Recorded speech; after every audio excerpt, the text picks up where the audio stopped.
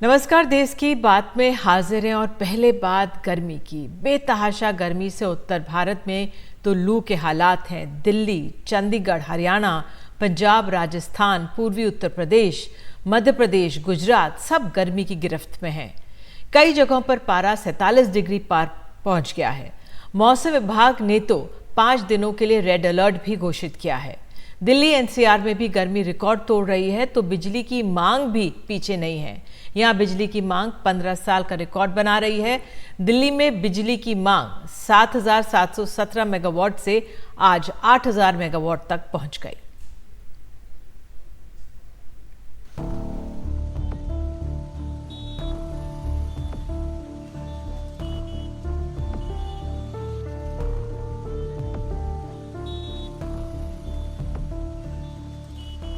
दिल्ली में सूर्य देवता अग्नि बरसा रहे हैं।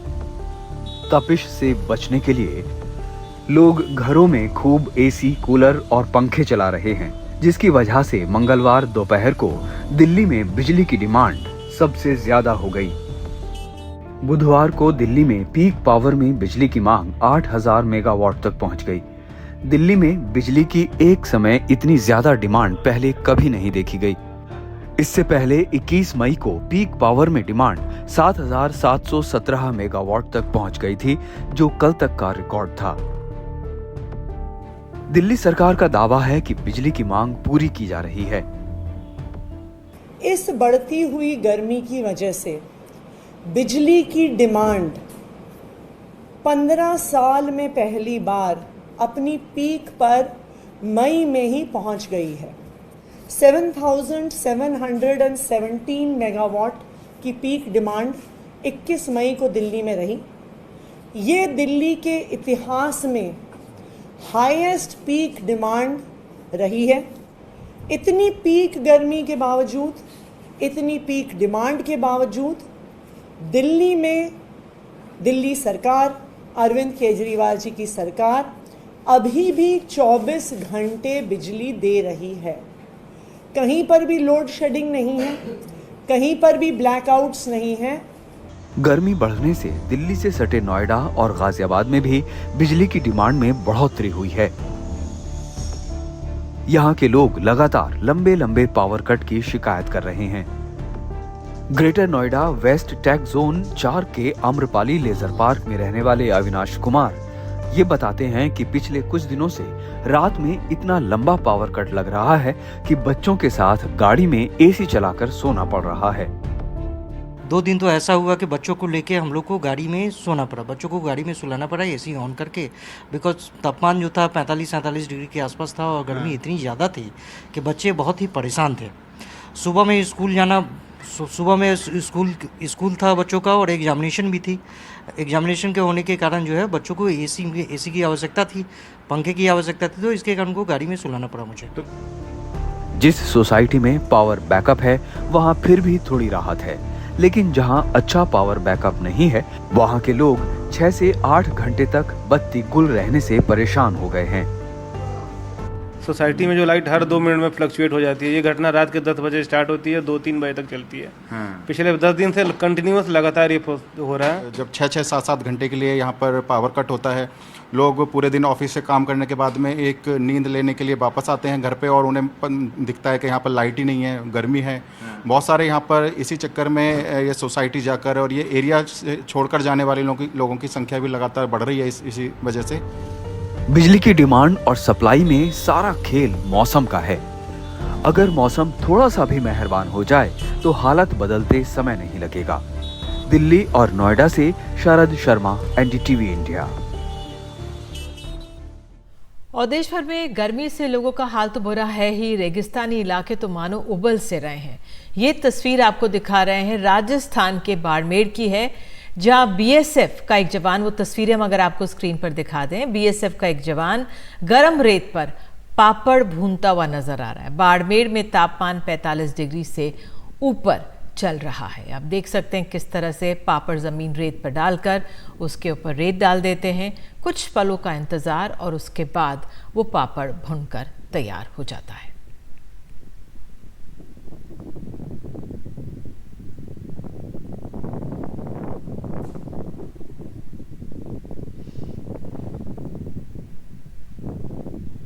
बस हम देख सकते हैं किस तरह से जो बीएसएफ का जवान है, कितनी गर्मी है कि अब देखिए पापड़ भुन चुका है और इतनी गर्मी वहाँ पर हो रही है। आइए बात अब मध्य प्रदेश की करते हैं। मध्य प्रदेश में नर्सिंग घोटाले की जांच में लगातार परतें खुल रही हैं। जांच करने वाली सीबीआई के ही 4 अफसरों पर रिश्वत लेने के आरोप में एफआईआर दर्ज हो गई है। इनमें एक डिप्टी सुपरिटेंडेंट स्तर का अधिकारी भी शामिल है। सीबीआई ने नर्सिंग घोटाले के सिलसिले में 23 लोगों पर केस दर्ज किया है। पिछले साल एनडीटीवी की तफ्तीश के बाद आपको बता दें अगस्त में राज्य के 19 ऐसे नर्सिंग कॉलेज की मान्यता रद्द कर दी गई थी जो सिर्फ कागजों पर ही थे।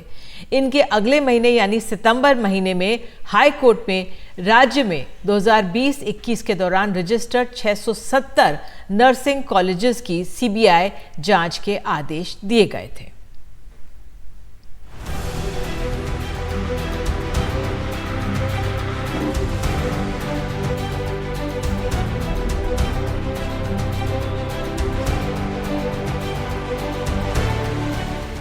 पिछले साल एनडीटीवी की तफ्तीश में दिखा जिन पर जिम्मा जांच सत्यापन का था वो खुद नर्सिंग कॉलेज खोल कर बैठे थे। कैसे मध्य प्रदेश की राजधानी भोपाल में 3 मंजिला अपार्टमेंट है। पहले माले पर कुछ लोग रहते हैं, दूसरे पर लिखा है Savita institute of health science. ये कॉलेज पूर्व निदेशक चिकित्सा शिक्षा और उनके परिजनों के नाम पर है। 3 कमरे में पूरा नर्सिंग कॉलेज चल रहा था। जो नियम बना रहे थे Savita institute of health science बताता है कैसे वही इन नियमों को धता बता रहे थे। न कॉलेज की बिल्डिंग, न लैब, न अस्पताल, न ट्रेनिंग। जरा सोचिए यहाँ से पढ़े लिखे नर्स क्या काम करते होंगे, क्योंकि 4 बैच निकल चुके थे। उसके बाद बहुत कुछ बदला। मध्य प्रदेश हाईकोर्ट के आदेश पर सीबीआई ने जांच शुरू की। 600 में से 308 नर्सिंग कॉलेजों की जांच रिपोर्ट दी। रीवा के सरकारी कॉलेज तक को अनफिट बता दिया। लेकिन भोपाल के साकेत नगर में स्थित एपीएस एकेडमी को योग्य यानी फिट बताया। जरा देखिए। आपको ये बोर्ड दिख रहा होगा भोपाल पब्लिक स्कूल का, लेकिन कागजों में यहाँ पर एक नर्सिंग कॉलेज संचालित किया जा रहा है। अगर आपको भरोसा नहीं होता है तो आपको हम बोर्ड्स दिखाते हैं। ये भोपाल पब्लिक स्कूल है। आप बताइएगा इंटरनेशनल नर्सेस डे के पोस्टर का यहाँ पर क्या काम है।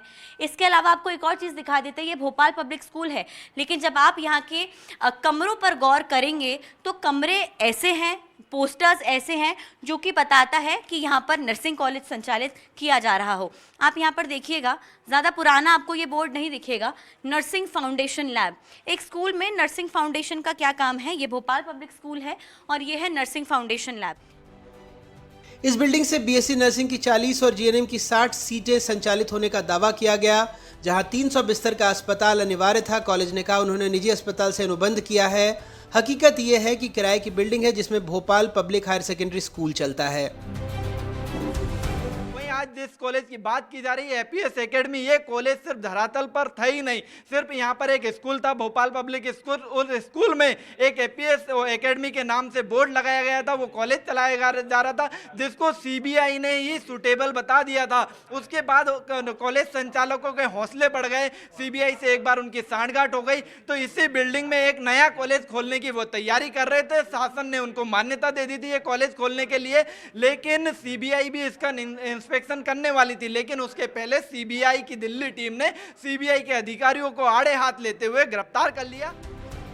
सीबीआई की जांच में राज्य के 169 कॉलेज सुटेबल यानी पात्र पाए गए, 73 डिफिशिएंट यानी कमी वाले और 66 अनसुटेबल यानी अपात्र पाए गए। मामले में फर्जीवाड़े के आरोपों की वजह से 375 नर्सिंग कॉलेजों के करीब 1 लाख छात्र पिछले 4 साल से परीक्षा का इंतजार कर रहे थे। अब जाकर परीक्षा शुरू हुई, लेकिन उसमें भी जिन 139 कॉलेजों को फर्जी बताया गया उनमें पढ़ने वाले 12,000 छात्रों का भविष्य अधर में चला गया। डिग्री 4 साल की थी, लेकिन ये घोटाले भ्रष्टाचार इनकी वजह से अभी 6 साल खुद हमें हो गए यहाँ पे। अभी 3rd ईयर के बाद में 4th ईयर बची हुई है। अभी पता नहीं, अब 3rd ईयर अभी 2 साल की पेंडिंग में थी, अब 3rd ईयर, अब पता नहीं 4th ईयर कब होगी मेरी। मुझे खुद ही नहीं पता है कि मैं कभी इस डिग्री से फ्री होऊंगा। क्या सोचें, वो जो सोचते हैं वो तो होता ही नहीं हमारा। हम 2020 से एडमिशन लिया था हमने यहाँ पे 20 अगस्त को, जिसके बाद में अभी तक हमारे फर्स्ट ईयर चल रही है। अभी एग्जाम हो रही है हमारी। क्या मैम 4-5 साल हो गए हमें ये करते करते, फर्स्ट ईयर पढ़ते 2021 का एडमिशन लिया था, अभी तक एग्जाम नहीं हो रहा है। हम सोच रहे हैं अब हो जाएगा, अगले नेक्स्ट ईयर में हो जाएगा, हो ही नहीं रहा अभी तक। अब जाके हुआ है। उन्होंने कितना 4 साल बेक हो गए मेमो। इसके हिसाब से देखा जाए तो कम से कम हमें 7-8 साल लगेगा इस डिग्री में। हमने तो घर वालों को बताया था मैम कि हम नर्सिंग कर रहे हैं तो टाइम से एग्जाम हो जाएगा, अभी तक नहीं हुआ। बीएससी नर्सिंग की 4 साल की डिग्री है, इसको 6 साल लग रहे हैं करने में, क्योंकि अभी तक हमको 5वां साल चल रहा है भोपाल में। अभी तक हमारा 3rd ईयर का एग्ज़ाम चल रहा है। अभी 1-1.5 साल और लगेगा 4th ईयर का एग्ज़ाम कब होगा कब नहीं होगा। अभी 3rd ईयर का एग्ज़ाम दे रहे हैं, इसके बाद में 1 साल या 1.5 साल बाद 4th ईयर का होगा। तो ऐसे 5 साल तो हो चुके हैं हमको, अभी 1-1.5 साल और लगेगा, कम से कम 6-7 साल लग जाएंगे। अब जांच करने वाली सीबीआई के अफसरों की गिरफ्तारी से पूरी जांच पर सवाल है। मामले में 4 सीबीआई अफसरों सहित कुल 23 आरोपी हैं, जिन पर रिश्वत ले देकर अपात्र कॉलेजों को पात्र बनाने के आरोप हैं। गिरफ्तार सीबीआई इंस्पेक्टर राहुल राज को बर्खास्त कर दिया गया है। डीएसपी आशीष प्रसाद और इंस्पेक्टर ऋषिकांत असाठे नामजद हैं। सीबीआई अधिकारी सुशील कुमार मजोका भी गिरफ्तार हैं। सीबीआई की छापेमारी में 2 करोड़ 33 लाख रुपए नकद, 4 सोने के बिस्किट और 36 डिजिटल डिवाइस मिले हैं। एक कॉलेज को अपात्र से पात्र बनाने के नाम पर 2 से 10 लाख रुपए तक वसूले जाते थे।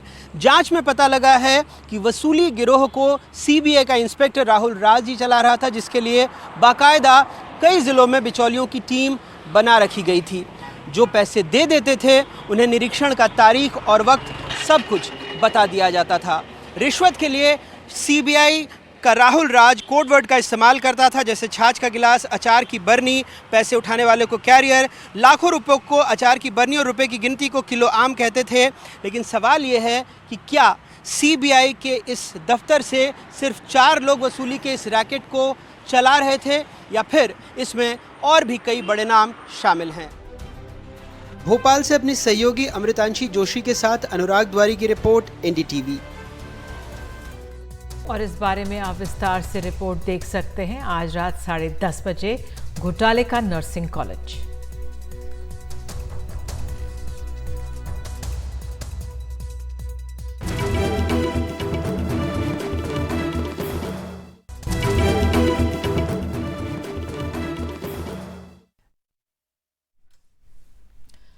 बांग्लादेश के सांसद अनवरुल अजीम की कोलकाता में हत्या कर दी गई है। वो इलाज के लिए कोलकाता आए हुए थे और अपने मित्र गोपाल विश्वास के घर पर ठहरे हुए थे। गोपाल विश्वास ने ही उनकी गुमशुदगी की रिपोर्ट दर्ज कराई थी। अनवरुल अजीम बांग्लादेश की प्रधानमंत्री शेख हसीना की पार्टी से जुड़े हुए थे।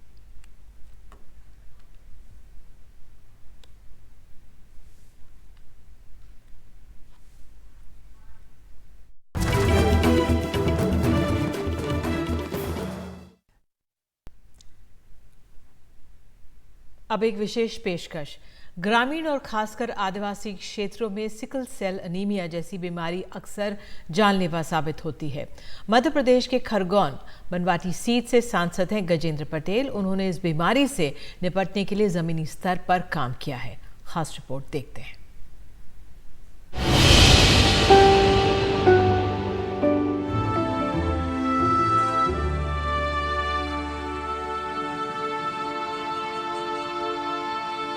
मध्य प्रदेश के आदिवासी क्षेत्रों में रहने वालों की जिंदगी आसान नहीं है। ऐसे में खरगोन बड़वानी के सांसद गजेंद्र पटेल ने अपने इलाके में सिकल सेल अनीमिया के उन्मूलन के लिए अपनी सारी ताकत झोंक दी है। सिकल सेल अनीमिया, जो कि खून की कमी की एक ऐसी बीमारी है जो माता पिता से बच्चे को मिलती है। खरगोन बड़वानी में स्वास्थ्य शिविरों और स्वास्थ्य केंद्रों में गर्भवती महिलाओं की अनिवार्य रूप से सिकल सेल की जांच होती है। मां के पॉजिटिव पाए जाने पर उसकी काउंसलिंग होती है। बच्चे का जन्म होते ही सिकल सेल टेस्ट किया जाता है। अगर वो पॉजिटिव निकला तो उसके आहार का खास ध्यान रखा जाता है और इलाज का इंतजाम भी होता है। सिकल सेल को लेकर माननीय सांसद जी ने उनकी माताजी के नाम से जो संस्था बनाई है, सुशीला देवी संस्थान, उसके अंतर्गत टीबी मरीजों को भी गोद ले रहे हैं और सिकल सेल की जो जांचें हो रही है, तो जो रोगी होते हैं उनको हम इलाज उपलब्ध करवाते हैं, उनके दिव्यांगता के प्रमाण पत्र बनवाते हैं। गजेंद्र पटेल का लक्ष्य अपने समाज को 2025 तक टीबी मुक्त और 2047 तक अनीमिया मुक्त करना है। सिकल सेल एक आदिवासी समाज में एक ऐसी गंभीर बीमारी है जो आनुवंशिक है और निश्चित तौर पर इस गंभीर बीमारी से हमारे आदिवासी समुदाय के काफी बच्चों की और परिवारजनों की जान चली गई। और इसलिए मैंने उसका संकल्प लिया कि मैं इस देश में आदिवासी समाज में सिकल मुक्त करने का अभियान चलाऊंगा। गजेंद्र पटेल ने अपने माता पिता के नाम पर सुशीला देवी उमराव सिंह पटेल सेवा संस्थान बनाया, जहां अब तक कई हजार यूनिट रक्तदान किया जा चुका है। सिकल सेल अनीमिया के जांच शिविर, जागरूकता अभियान, स्वास्थ्य और रक्तदान शिविर लगाने के अलावा टीबी मुक्त भारत अभियान के तहत टीबी मरीजों को पोषक आहार देने तक गजेंद्र पटेल अपनी सांसद निधि योजना से 356 कार्यों में करीब 215 करोड़ रुपए की रकम मंजूर करवा चुके हैं। उम्मीद है ऐसी कोशिशों से इन बीमारियों पर काबू पाया जा सकेगा। खरगोन बड़वानी से समीर खान और मुनाफ पटेल की रिपोर्ट।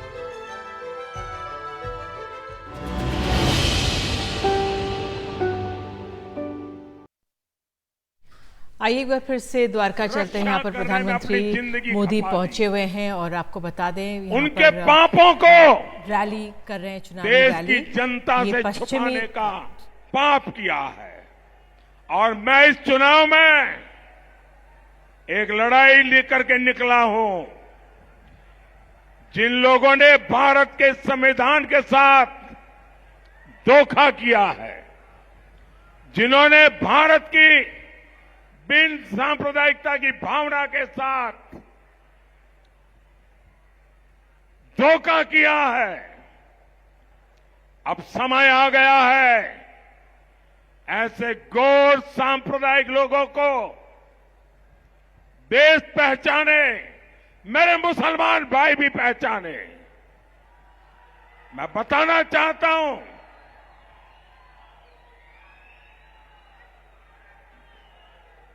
मैं जरा कांग्रेस के नेताओं को पूछना चाहता हूं।